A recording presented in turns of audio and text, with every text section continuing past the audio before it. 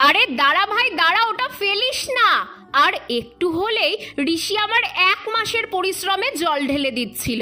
সকালে ছাদে গিয়ে দেখি ঋষি টিনটা ফেলে দিচ্ছে।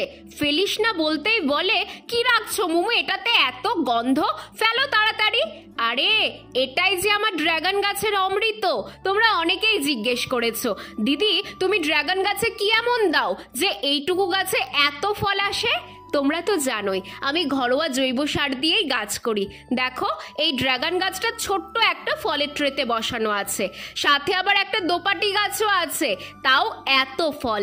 আসলে এর মাটিটাই এখানে মেন, কিচ্ছু না। মা রান্নার সময় সবজি কাটার পর যে খোসাগুলো হয় সেগুলোর সাথে একটু মাটি মিশিয়ে রোদ জড়ো করি এই টিনে। 1 মাসের মধ্যেই সেগুলো পচে যেই সার মাটিটা তৈরি হয় সেটা রোদে শুকিয়ে তাতেই এই ড্রাগন গাছটা বসিয়েছি, আর তারই রেজাল্ট এটা।